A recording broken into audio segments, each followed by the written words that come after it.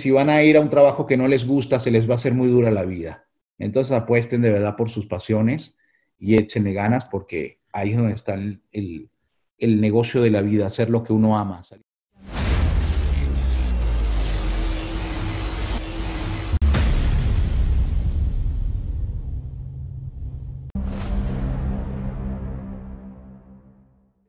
Mis queridos amigos, hoy estamos muy felices despertando temprano a pesar del frito porque tenemos un invitado muy especial.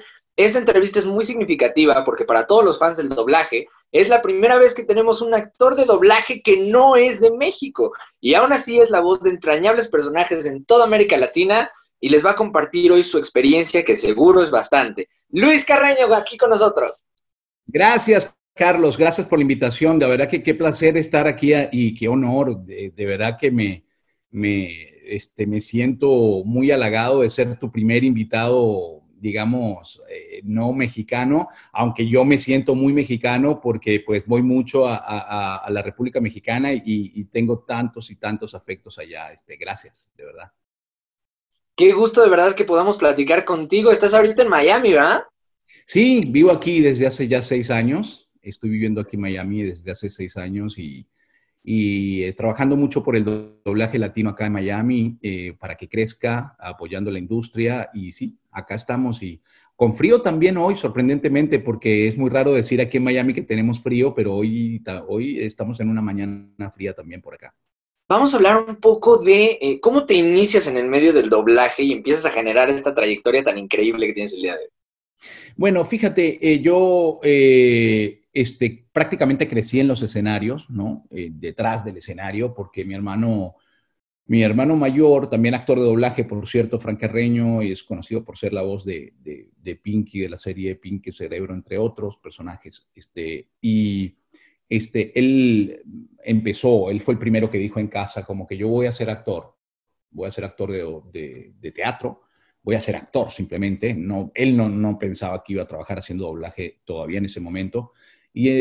Entonces, pues yo tenía en esa época 9 años y nosotros somos una familia de padres divorciados, entonces muchas veces el mayor cuidaba de los pequeños, entonces yo me iba con él a los ensayos, a las funciones de doble cartelera de los sábados y los domingos. Entonces, claro, había función de doble cartelera y yo pasaba todo el día en el teatro, desde las 11 de la mañana hasta las 10 de la noche, me cuidaban allí. Entonces, crecí rodeado de grandes actores, legendarios actores del teatro en Venezuela, de grandes producciones, con directores de todos los países, porque era la Compañía Nacional de Teatro de Venezuela. Entonces, pues nada, empecé yo a jugar en casa, que actuaba, a que hacía teatro, a hacer voces, a probar cosas, hasta que a los 15 años de edad, mi hermano me dijo un día, oye, están buscando actores de voz adolescentes. Y eso fue a principios de los años 90. En 1992, en Venezuela, empezaron a utilizar niños y adolescentes para doblar, para darle más veracidad al doblaje de personajes en este grupo etario, o sea, en estas edades. Entonces, a partir de ese momento, empiezan a aparecer un grupo de figuras infantiles y juveniles que antes no existían. Antes los niños, por ejemplo en Venezuela en los años 80, los niños varones eran doblados por mujeres generalmente. Y por supuesto las niñas por las mujeres. O sea, era todo hecho por adultos. A partir de los 90 empiezan a incorporar a jóvenes y yo fui uno de los primeros que llegó en esa época. Hice mi entrenamiento, me acuerdo que fui a hacer mi prueba, me vieron potencial, pero me dejaron entrenando por 6 meses en el estudio. En esa época te formaban en el propio estudio. No era que no existían no había curso alguno de doblaje. O sea, esto era increíble, ¿no? O sea, no había dónde aprender. La única manera de aprender era dentro del propio estudio, que tenían un programa de entrenamientos en que tú grababas contenido que no salía al aire. O sea, hacías todo como si fueses un pro, pero no salía al aire. Entonces, ahí pasé 6 meses y luego empecé a hacer doblaje en 1992 con una telenovela brasilera que se llamó Panal, que tuvo mucho éxito en esa época. Y bueno, y pues después empezaron a pasar las cosas, ¿no? Qué interesante. Y ahora, después de todo el crecimiento que has tenido en este medio, nos ha tocado mucho, por obvias razones, que vienen actores de doblaje que nos platican de la calidad del doblaje en México, pero Venezuela es otro país que se ha caracterizado por tener muy buen doblaje. De hecho, pues muchas cosas, lo hablaremos más adelante, de Nickelodeon vienen de actores de doblaje venezolanos. Entonces, ¿cómo ves desde, ahora sí que desde tu trinchera, cómo es la calidad del doblaje en Venezuela y en general, cómo ves el doblaje en Latinoamérica? Mira, estamos en un proceso de expansión ahora, ¿no? Y creo que la pandemia ha acelerado un poco esto y están apareciendo nuevas industrias y industrias que ya existían se están afianzando un poco más. Cuando digo esto me refiero a la industria de doblaje argentino y chileno. Están como que tomando más trabajos, afianzándose cada vez más. Están naciendo nuevas industrias como la del doblaje peruano. Se está afianzando un poco también el doblaje en Colombia. Pero por lo general o sea, antes de todo esto que ha pasado y todo esto que ha surgido, cuando yo hablaba de doblaje en Latinoamérica, para mí, esto es muy personal, a mí me encanta el trabajo que están haciendo en Chile y todo esto que está surgiendo, ¿no? Pero desde mi punto de vista muy personal, me parece que las dos grandes industrias del doblaje en América Latina son la mexicana en primer lugar, que es la industria madre, es donde se comenzó a hacer doblaje, es el doblaje, es la industria legendaria de la que todos hemos aprendido, que tiene verdaderas leyendas del mundo de la voz. Pero ahí está muy cerquita por el desarrollo tan fuerte que tuvo en los años, en la década de los 90 sobre todo, la industria del doblaje de Venezuela. Porque Venezuela en la década de los 90 y la primera década de los 2000, oye, recibió contenido premium fuerte, ¿no?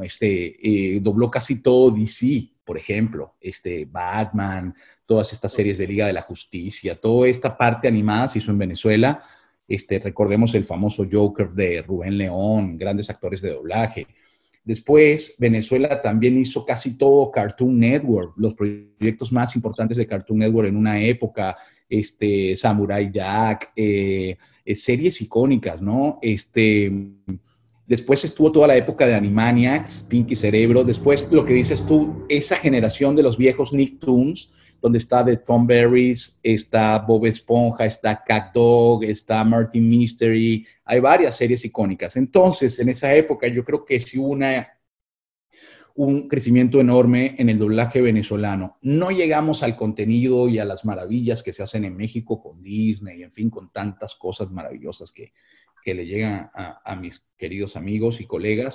Tengo cantidad de compañeros mexicanos muy queridos, pero sí creo que Venezuela es una industria que tuvo su gran momento. Lo que pasa es que ahora, con la descomposición social y política del país, el 50% o digamos el 60% de esa generación de actores, y te estoy hablando de Orlando Noguera, te estoy hablando de Fran Carreño, te estoy hablando de María José Esteves, te estoy hablando de Isabel Vara, o sea, hay varios nombres allí pesados de la época, se fueron, se fueron. Y entonces, muchos vinieron a Miami, otros a México, y continuaron doblando en esos países y otros simplemente dejaron de doblar. Entonces, Venezuela cayó en una industria que tiene una cosa maravillosa y que me parece muy positiva para el doblaje en Latinoamérica, que es hoy en día, a mi parecer, la industria de doblaje que más puertas abre a nuevos talentos, pero por una simple razón, porque no hay, porque se han ido. Entonces, los jóvenes tuvieron acceso. De hecho, creo que los primeros casos de fandubers que pasan a doblar profesionalmente, eso está pasando mucho en Venezuela, porque los estudios han tenido que buscar nuevos talentos y de allí han entrado una generación de jóvenes que hacen, y inclusive haciendo doblaje profesional hoy en día, hacen fandubers. Por ejemplo, Eder La Barrera, que es este chico que dobla a Morty en la serie Rick and Morty, y otros personajes más. Él siempre está posteando, miren este fandub que hice, o sea, porque viene de esa. Entonces es un movimiento interesante, ¿no? Pero en las circunstancias políticas y económicas también han hecho que el doblaje en Venezuela, vamos a decir la verdad, hagan un poco de daño a cierta parte de la industria por los costos. Entonces esto también ha golpeado un poco la industria porque hazte cuenta que el minuto doblado tiene un precio, pero entonces allá o en cualquier otro lugar lo consigo en menos, entonces se complica todo porque está haciendo que la industria cambie en muchos aspectos, pero lo importante es que ha sobrevivido y eso es lo más valioso y tiene gente talentosísima que está abriendo ese camino, entonces es complicado. Más o menos ese es el resumen y me extendí un poco, pero quería como contarte cómo veo el negocio. Lo que están haciendo los peruanos es maravilloso, es maravilloso. Es un grupo de personas que se unen. Hazte cuenta que tú y yo somos fanáticos del doblaje. Nos unimos y decimos, mira, pero vamos a hacer una empresa. Hacemos una empresa, nosotros ya aprendimos a doblar con los cursos, los Fandubers, tal, y vamos a ofrecer servicio y ya han tomado trabajos profesionales. O sea, se han inventado el trabajo. Eso es algo muy valioso. En México me parece que se ha atomizado mucho el trabajo. Hay muchos estudios, entonces no todos están en la ANDA. No conozco tanto la industria de mis compañeros mexicanos por dentro, ni la argentina, ni la chilena, ni la peruana. Conozco de la venezolana y por eso es con la que más me extiendo, ¿no? Y es interesante porque el crecimiento pues es muy diferente a lo que estamos acostumbrados a ver aquí y pues también las cuestiones políticas que hay de por medio pues son diversas, entonces todo eso repercute. Hay otro factor que me parece muy interesante y ya lo voy a soltar, lo voy a confesar. Otra de las razones por las que quería entrevistarlo, amigos, es porque soy alumno de su curso en Creana y lo estoy disfrutando muchísimo. Ahorita estoy viendo cómo doblar al señor Limón. Y hablabas un poco del acento neutro, porque pues yo creo que es algo que tienen que revisar todos los países, pero quizá aquí pues lo hemos visto un poco menos que en Venezuela, que el acento es bastante marcado. Entonces, ¿cómo trabajan eso y qué tan importante es? Es muy importante. Yo creo que es vital. Fíjate que si tú me oyes hablar a mí acá contigo, tú pudieras decir, yo sé que él es venezolano, pero no habla tanto como los venezolanos. Y tiene que ver con tener la conciencia de que le estoy hablando a una región. No estamos hablándole a nuestros vecinos, no estamos hablándole a los chicos de mi comunidad del colegio, a los cuates, a los amigos. No, le estamos hablando a un continente que lo único que tiene en común es que habla español, pero lo hablamos de diferentes maneras. Entonces, si yo digo, épale, chamo, como decimos en Venezuela, probablemente tú dices, bueno, se me hace que chamo es chavo, pero y épale es como un saludo, y más o menos, pero de repente, a lo mejor si tienes cultura general lo vas a entender, pero no masivamente se va a entender. Sí, Entonces, ahí está no solo el acento neutro, sino también como le decimos, la adaptación que hagamos de los guiones cuando los vamos a traducir. Yo aprendí, y como lo dije en el curso, no sé si ya pasaste por esa clase, pero yo básicamente el acento neutro lo aprendí escuchando, porque entrenas tu oído. O sea, básicamente lo que yo hacía mucho, yo consumía mucho contenido doblado, mucho. Y escuchaba el contenido doblado que a mí me gustaba. Y escuché mucho doblaje mexicano en esa época. Me acuerdo, había una serie que se llamaba La Pequeña Maravilla de los años finales de los 80 y tal, y Punky Brewster, luego vino Friends, este tipo de series, y yo Seinfeld, y yo las consumía, ¿no? Entonces, todo el tiempo escuchaba. Y cuando empecé a hacer este entrenamiento que te platiqué al comienzo, que hice en Etcétera, que fue el estudio grande donde he trabajado toda la vida y sigo trabajando, cuando empecé a hacer mi entrenamiento allí, entonces lo que hacía en casa era que levantaba una transcripción de lo que oía y entonces hacía como una pequeña escena y retrocedía, escuchaba cómo hablaba, por ejemplo, Joy, un personaje X y lo oía y luego lo volvía a poner y la hacía. Y así, de oír y repetir, de oír y repetir, fui como entrando en el tema del acento neutro. Es una manera muy ramplona, casera, primitiva, pero así aprendí yo. Y parte de lo que tú estás viendo en mi curso de Creana está sustentado no en nada académico, está sustentado simplemente en mi experiencia, porque el doblaje fue muy empírico para mí. Entonces, inventar que tengo un método es como absurdo, ¿no? Y así aprendí yo el acento neutro y a mí me parece que cuando tú quieres internacionalizarte o quieres crecer profesionalmente, que te quieran en otros mercados, que tengas puertas abiertas, como gracias a Dios hoy, y toco madera, tengo yo tanto afecto en México, por ejemplo, tienes que comunicarte de manera neutra, porque así yo puedo estar más cerca de ustedes. Si yo hablo como hablo en mi barrio, en Venezuela, sí, el chavo es simpático, pero es que lo siento muy ajeno, o sea, Claro, claro. le entiendo la mitad, no me llega emotivamente. En cambio, si estás en el neutro, estás como cerca de todo. Y mucha gente me dice, oye, pero es que tu neutro es como, a veces el neutro es como mexicano, como un poco, sí, claro, sí es un poco mexicano, porque México fue el primero que dijo, señores, vamos a hacer doblaje, y estableció un acento al que toda la industria más o menos se pegó. Sin embargo, hay actores mexicanos pues, que son tremendamente charros, chichilangos en su acento y tú, ay, esto no es realmente neutro, pero hay actores que tienen un perfecto neutro y son mexicanos y es la gran mayoría. Y bueno, aprendimos de ese acento.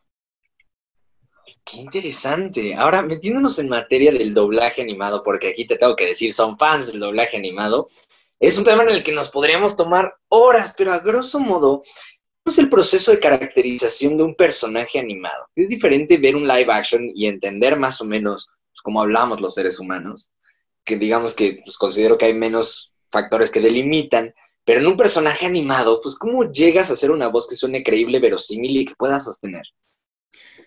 Tienes, tienes varias fuentes de información al momento de construir el delivery que vas a hacer o la propuesta que vas a hacer de voz, ¿no? Lo primero que yo tomo es un poquito qué me cuenta el ingeniero o director de sala con el que esté trabajando en ese momento. Oye Luis, este personaje es el villano de la serie, es re malo, me da las características en la historia y le va a quitar esto al protagonista y va a pasar esto. Okay. Luego está, después de que tienes la información del personaje, que es la información básica del personaje, luego tienes la información de contexto del personaje, qué hace el personaje en la historia, cuál es, y esto tiene que ver con cómo se mueve dentro de la trama y qué genera en los otros personajes. Y luego está qué tipo de contenido vamos a hacer para diseñar el delivery de la voz que vamos a hacer, lo que vamos a entregar como propuesta de voz. ¿Por qué digo esto? Porque no es lo mismo hacer un doblaje en una serie como Rick and Morty, que es una serie, o que hacer un doblaje en Bubu y las lechucitas, que es una serie que yo hice el año pasado que era para Disney Channel, que son unas lechucitas, un papá, una mamá y una lechucita y cantan. Si es una serie para eso, estamos hablando que estamos haciendo un trabajo para niños entre 0 y 5 años. Claro. Y si vamos a hacer Rick y Morty, estamos haciendo una serie para niños de 10 años en adelante. Entonces, eso es otro universo y ahí hay otra información. Entonces, eso es importante saber qué tipo de cartoon voy a hacer. ¿Es de acción? ¿Es de humor? ¿Es de contenido adulto? Y eso te ayuda. Si es de contenido adulto, probablemente el delivery sea más natural. Los personajes van a hablar de manera más natural. Es como si estuviera doblando un live action, pero no, es un cartoon, pero depende. Entonces ya llevas ahí como 3 elementos y después te metes en el universo físico del personaje, ¿no?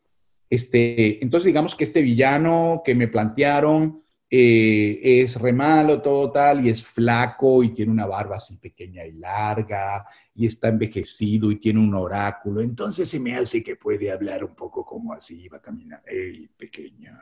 Y te lo vas como creando y todo esto como que lo vas juntando en una cestita que es como una suerte de buscando ingredientes. O sea, tienes que estar muy centrado en los insumos que te dan para tú generar y crear tu voz y buscar en tu registro y en tu laberinto de la voz, como digo yo en el curso también. O sea, tienes que con todos estos insumos decir, bueno, y además también te puedes ir a tu memoria revivida, que esto es algo muy importante. Y tu memoria revivida no es más que el contenido que has consumido a lo largo de la vida. Por eso yo siempre digo que la potencia de un talento está en la cantidad de arte que consume, la cantidad de cultura que consume, la cantidad de libros que ha leído, la cantidad de películas que ha visto, porque ese es tu reservorio de información que luego te va a servir como un fichero para buscar herramientas para crear tu personaje. Ahí lo tienen, amigos. Ese es un muy buen consejo para todos a los que les interesa entrar a este medio. Más adelante vamos a retomar un apartado exclusivamente de consejos, pero ahí hay un pequeño preámbulo. Vamos a hablar de algunos personajes emblemáticos para que nos platiques alguna anécdota, cómo llegó, qué significa para ti. Y pues tenemos que empezar con el más grande, Bob Esponja. ¿Qué tal? Bob es mi vida es antes y después, ¿no? De tener este personaje. Y que sí, soy un chico y también soy un chiflado y un sonso y un cabeza de chorlito. ¿Qué pasa aquí? Pero sobre todo, soy... Cálmate. Soy... Tranquilízate. ¿Qué pasa? ¡Soy un cacahuate! O sea, el nivel de trascendencia. Ayer estaba justamente platicando con un chico que me ayuda a hacer diseños, me hace arte gráfico para las redes sociales y trabajamos en conjunto en todo el tema de edición de videos, diseños de posts y todo esto, ¿no?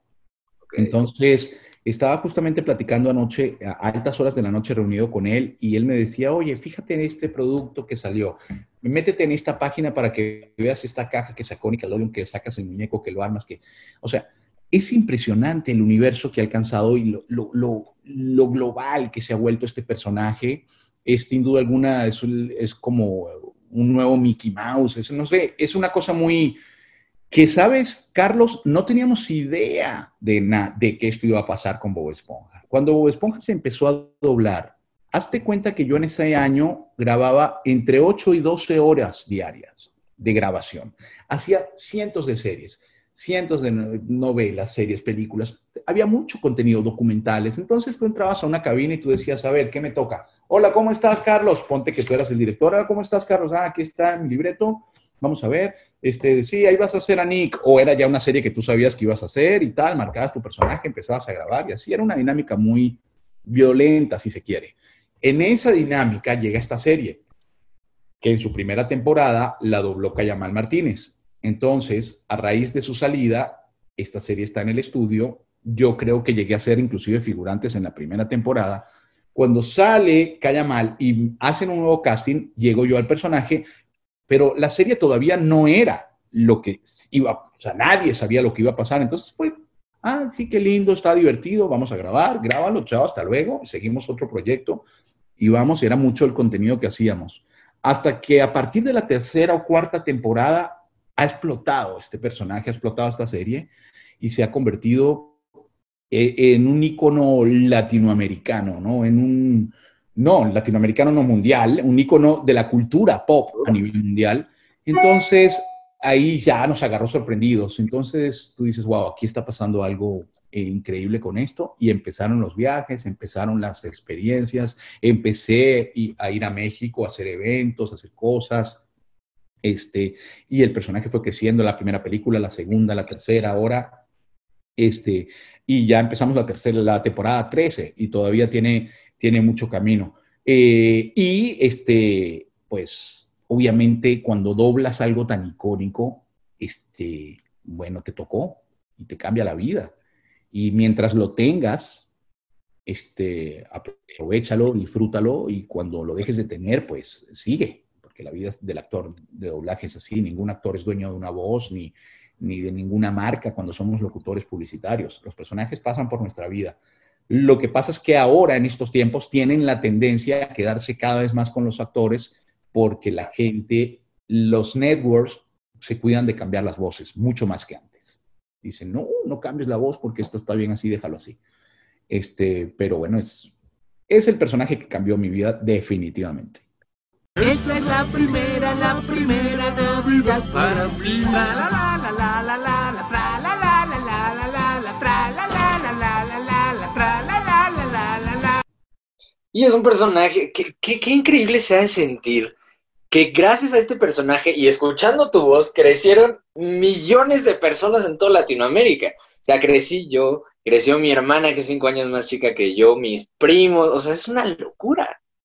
Es increíble. Y sabes que hay a veces en redes sociales, sabes que ahora las redes sociales con el tema del doblaje, los actores de doblaje éramos tremendamente anónimos. Así es. Absolutamente anónimos. Estábamos en un sótano. O sea, gracias a las redes sociales empezamos a salir a la luz pública y como dice mi admirado Mario Castañeda, dice, ahora no es que somos famosos, pero ya somos conocidos. Entonces ya es como que otro episodio en nuestra vida profesional, gracias a las redes sociales, fundamentalmente. Pero esto ha traído también opiniones, revolús, comentarios. Ahora, a cada vez que se arma un casting para una película, una serie, bueno, pero es que es impresionante, ya estamos a punto de pedir permiso. O sea, se ha vuelto bastante, cosa que es muy buena también porque hace que el negocio tiene una suerte de star system todo raro con el tema de los castings y las redes que tú seguramente también ves, pero entonces empiezan a aventar opiniones y tal. Entonces me da risa porque tú dices, bueno, hemos crecido con la serie, han pasado muchos años y mucha gente dice, mira, es que ya no lo escucho igual, es que le has cambiado un poco la voz, ahora lo haces más como Tom Kenny, otros dicen, está perfecto, maestro, lo amamos, otros... Obviamente, la gente, una persona que vio la serie en 2003 y tenía en ese momento 10 años y ahora tiene 20 y pico de años, está tratando de revivir lo que él sentía cuando tenía 10 años. Te tengo noticias, no va a pasar. Lo vas a escuchar diferente, la serie no va a ser atractiva o van a ser atractivas otras cosas de la serie. Sí te va a sacar una sonrisa, te va a dar un recuerdo, pero tú has cambiado. El show también ha cambiado. Entonces, esto es, y lo comento por lo que platicaste de que la gente ha crecido con la serie también ha crecido un poco, ¿no? Sin duda. Qué interesante. ¿Y no te ha pasado ahora, yéndonos completamente al otro lado, porque sí nos ha tocado ver que el público del doblaje es bastante exigente y muy demandante, y eso es padre, pero también es comprometedor? ¿No te ha pasado que por tener un personaje tan icónico como lo es Bob Esponja, te han encasillado en ese personaje? Mira, me acaba de pasar ahorita con My Hero Academia, que es una serie también icónica, pero del lado del anime. He tenido, gracias a Dios, la bendición de que me tocan personajes en series icónicas y tal, ¿no? Y ahí me tocó hacer a Tenia Ida, que es un personaje de los principales de la serie, ¿no? Y este chico habla como, chicos, es hora de que nos preparemos para la clase. O sea, es mi voz en un chavo como de 17 años, pero con voz fuerte. En el folleto aparecen 4 tipos de villanos. Si fue un error, la UA, la escuela de héroes más prestigiosa, es una vergüenza. Y es esta voz que tú acabas de oír. Y me da risa porque he leído muchos chicos que dicen, es que me suena Bob Esponja. Y yo digo, es imposible que te suene Bob Esponja como yo hablo. O sea, es imposible. Pero, sin duda, la mimetización con el personaje, o sea, entre Luis Carreño y Bob Esponja, es muy fuerte. Y también por las redes sociales y todo esto. Entonces, la gente muchas veces me da, por ejemplo, yo pongo algo de algún fragmento doblándolo a Bob o una porción de un episodio y los comentarios de la gente son, o no, para que lo entiendan mejor, pongo un post familiar o que tiene que ver con cualquier otra cosa o que voy a tener este show contigo y la gente nos va a poder ver. Voy a estar con Carlos, véanlo, aquí está el link o algo, y la gente pone en los comentarios, felicidades Bob, te vamos a ver Bob, te queremos Bob, y yo digo, pero es que no estoy hablando de Bob Esponja, ni soy yo, no, estoy hablando de que voy a estar con Carlos en un programa para hablar de doblaje. No. Entonces, eso sí pasa, y ahí está con eso te respondo. Sí, hasta cierto punto la gente te mete, ¿no? Totalmente allí en tu personaje y dice, no, él es Bob Esponja y tú haces cientos de personajes otras series tan icónicas y tan queridas como CatDog, como Max Steel, como Doctor Who, que tiene una legión de seguidores, pero no todo el mundo siempre...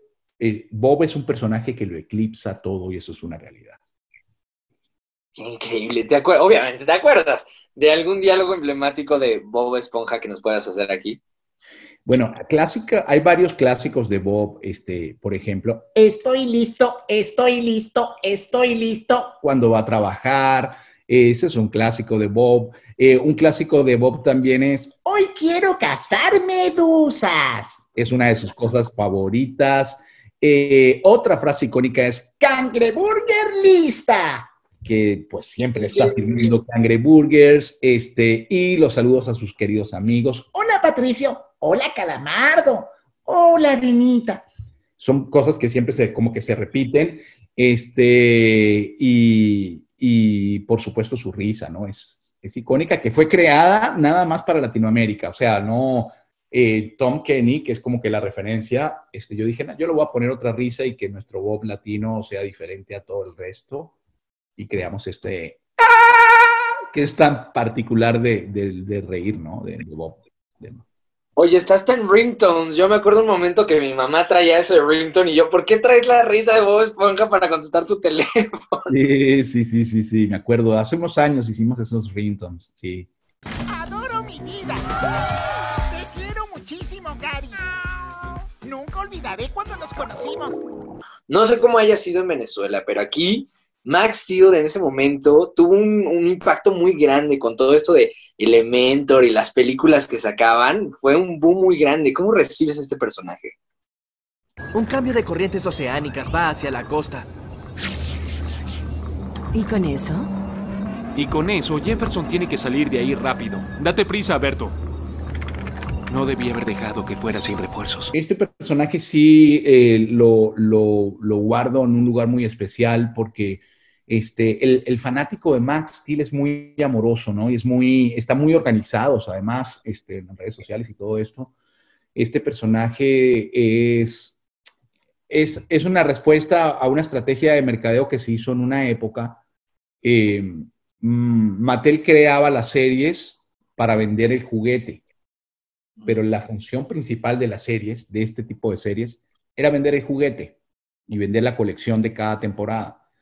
Y lo mismo pasó, en esa época estuvimos trabajando en conjunto con Mattel, estuvimos haciendo Max Steel y estuvimos haciendo las películas de Barbie, La magia de Pegasus, tal. Yo hacía los prints, todos los príncipes los hacía. Entonces, de ahí también sacaban colecciones que se vendían. Max Steel, yo creo que hay una generación, como dices tú, gigante de gente que compró todos los muñecos, los coleccionables. Y hoy en día, el otro día me mandaron un link con una de las películas y es interesante porque obviamente ya la animación tú la ves y tú dices, uy, qué viejo está esto, pero los argumentos y la manera en la que se trabajaron esos proyectos son inclusive mejores, o por lo menos han tenido más aceptación que los nuevos, los últimos que se hicieron, que sí tienen toda la tecnología en animación y tal y no sé qué, pero estos de los 90 tienen una magia de los 2000, o sea, es un personaje de verdad que en ese momento en el que yo lo tuve, marcó mucho, ¿no? La batalla de los elementos, esa película, buenísima, sí, con Elementor, Psycho, todos estos villanos, ¿no? Y a mí me gustaba, además era un personaje muy rico de doblar porque me quedaba cómodo, o sea, era prácticamente mi voz. Oye, Berto, acompáñame a hacer esta misión. O sea, era muy cómodo doblar, no era tan trabajoso, ¿no? Como Bob es tremendamente trabajoso. Entonces, es un personaje muy querido, ¿no? Yo le compraba los juguetes a mi hijo. Entonces yo me autorregalaba y decía, mira, aquí está Max Steel. Qué increíble. No, yo todavía hace poquito me puse a ver una de las películas porque son muy buenos, los argumentos son muy... Justo la batalla de los elementos, es buenísima. Y tengo 22, imagínate. Sí, es muy buena, muy buena. ¿Por qué, papá? ¿Por qué me pusiste bajo arresto? Para protegerte. Lo siento. Era la única forma de que no te escaparas. ¿Se supone que eso tenga sentido? Yéndonos un poco ya con las preguntas de cierre, amigos, porque lo tenemos que despedir. tristemente. Yo te quiero preguntar, para Nickelodeon has hecho muchas cosas. Estuviste, como decías, en Cat Dog, obviamente con Bob Esponja, estuviste en Kenan y Kel, Danny Phantom. O sea, tienes un catálogo de personajes bien padre. Además de Bob Esponja, que es como el personaje emblemático, ¿cuál es uno que tú dices, este lo quiero, pero muchísimo? Yo quiero mucho. Hay dos personajes de Nickelodeon que yo amo profundamente. Uno es Martin Mystery. Claro que puedo, pero el que pierda, y estoy seguro de que serás tú, tiene que hacerle masajes en los pies a Java. Sin guantes. Adoraba esa serie. Esa es una serie, para los que no la recuerdan o no la vieron porque tuvo, creo que solo 4 años al aire o 3, Martin Mystery era como una especie de eh, Scooby-Doo diferente. Era moderno. Además era muy particular porque era un diseño de anime, pero era hecho en el Canadá. En vez de un perro tenían a un cavernícola, que era Java. Y el humor que tenía Martin Mystery, las bromas que le hacía la hermana Diana, era genial. Era una serie genial y me encantaba doblarla. Era de misterios, y solucionar misterios y todo este tema, ¿no? Y por supuesto, Cat Dog. Hola, señor. A ti, Dunga. Hola, gato. Hola, perro. No, Dunga, soy yo. Perro. ¿Ves, gato? Lo engañamos. Queremos un todo lo que pueda especial. Cat Dog me parece a mí es el primer gran Nicktoon. Me parece que es una serie que no merecía morir tan joven. Es una serie que ha debido tener más oportunidad porque era genial. Ahorita hay un revival, o sea, hay una intención de sacar, creo que van a hacer de nuevo Hey Arnold, Oye Arnold, que es muy buena. Esa fue doblada en México y esa creo que la van a volver a sacar. Y hay una intención también de volver a sacar a los Rugrats, que también fue doblada en México. Entonces espero que de repente se pasen por la idea de sacar de nuevo a Cat Dog al aire porque es una serie muy, muy divertida, que me trae a mí un reto tremendo si se volviera a hacer, porque obviamente en tonalidad y estilo están bastante parecidos el perro y Bob, solo que el perro habla con un cierto defecto de boca, de lengua larga de perro, que hace que gato, ¿a dónde vas? Y estira un poco más todo, las frases, oye gato, y saca, pero está en la misma, una tonalidad, un registro muy parecido al de Bob, pero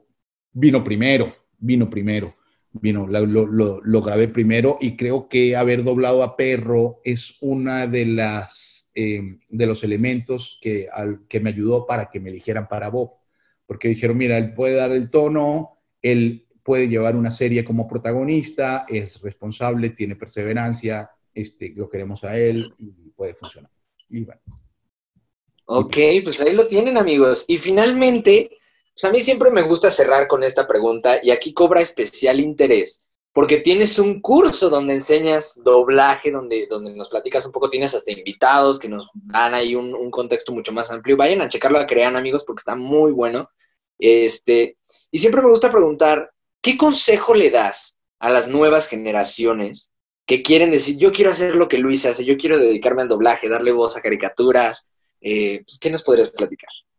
Bueno, en el curso de Creana hablamos un poquito, si te has dado cuenta, porque ya creo que lo llevas adelantado, hemos intentado hacer como un recorrido por todo el proceso de doblar un personaje en un cartoon. Entender desde marcar el libreto, entender las características del personaje, todo esto, hasta el proceso de grabarlo. Entonces, digamos que está más orientado a la parte técnica, si se quiere, de cómo es el oficio del actor de doblaje. Pero fíjate que recientemente, hace un año, yo creé un proyecto, que no sé si has oído de él, pero se llama Una Voz, Mil Historias. Y Una Voz, Mil Historias es un proyecto que yo desarrollé, por cierto, a raíz de una experiencia que tuve en México, en Televisa. Fui a Televisa a hacer un programa que era de los 20 años de Bob Esponja. Y estaba yo en Televisa San Ángel, estaba haciendo el show, y un ejecutivo de Televisa me dice, oye Luis, vamos a hacer contigo un live de Facebook, ¿qué te parece? Y entonces yo le digo, si tú estás seguro, si se conectará. No, sí, yo estoy seguro que sí, vamos a hacer. Y lo hicimos y se conectó mucha gente, fue muy lindo. Entonces, a partir de esa relación con la gente, yo dije, oye, ¿qué puedo hacer yo para agradecer tanto afecto de tantos años y tanta historia que tengo yo con la gente de tu edad en América Latina, ¿no? Entonces dije, bueno, mira, voy a hacer una conferencia donde yo le cuente a estos chavos cómo hice yo empíricamente para ir creciendo dentro del negocio, pero no desde el punto de vista de la dicción, sincro, acento neutro, actuación. No, eso no. Eso lo podemos aprender en 10,000 lugares y en México hay excelentes lugares. Pero ¿qué pasa al momento de buscar nuestra primera oportunidad? ¿Cómo nos relacionamos con el estudio? ¿Cómo nos relacionamos con la gente que nos contrata? ¿Cómo manejamos una negociación? ¿Cómo es la psicología de la industria? Creo que a los chavos de ahora les hace falta esa información. Oye, ¿cómo me manejo? ¿Quién es el güey que da los trabajos aquí? ¿Cómo me relaciono? Esto es muy importante y nadie lo enseña. La psicología. ¿A dónde voy? Exactamente. Después de mi curso, ¿a dónde voy? Entonces, esto es Una Voz, Mil Historias. El 23 de enero tenemos la cuarta edición online. La he hecho presencial en México y en Estados Unidos, pero la cuarta edición online es el 23 de enero y toda la información está en mi cuenta @LuisCarreno1 en Instagram. Ahí van a ver el link de la próxima conferencia. Es un evento de 3 horas donde toda la ponencia tiene que ver con cómo utilizar el sentido común para relacionarnos y para crecer dentro de la industria. ¿Cómo comienzo? ¿Cómo la hago realidad? Y pues de entrada cuenta conmigo, me lo voy a dar de regalo de cumpleaños justamente 23. Y pues ya lo saben, amigos, aquí les vamos a dejar una fotito de promoción para que ustedes vayan y lo chequen. Luis Carreño, muchísimas gracias por esta entrevista. No, gracias a ustedes por la invitación. Gracias, Carlos, y a todo tu equipo. La verdad la pasé muy bien. La verdad que me hubiese podido quedar aquí porque me encanta hablar del doblaje. Pero bueno, chicos, vayan por sus sueños. Saben que yo siempre digo, ¿no? Si creemos que pasamos mucho tiempo estudiando, pues les tengo la noticia de que pasamos el triple de tiempo o más trabajando. Entonces, si van a ir a un trabajo que no les gusta, se les va a hacer muy dura la vida. Entonces, apuesten de verdad por sus pasiones y échenle ganas porque ahí es donde está el negocio de la vida, hacer lo que uno ama, salir a trabajar contento. Puede haber mucho dinero, puede haber poco, puede haber más o menos dinero, pero vamos a estar contentos y plenos. Eso los invito a que lo hagan. Gracias. Gracias por la invitación. Gran manera de cerrar y creo que ese es un consejo súper válido, amigos. Sigan sus sueños. Luis Carreño, ya nos mencionaste ahorita tu Instagram, pero demás redes sociales, ¿dónde te podemos encontrar? Instagram @LuisCarreno1 y Twitter. Y Luis Carreno Voz está mi canal de YouTube. Ahí siempre estoy posteando detrás de las grabaciones, cómo grabo, en fin, hablamos de cada serie. Hay mucha información ahí. Luis Carreno Voz es ese canal de YouTube.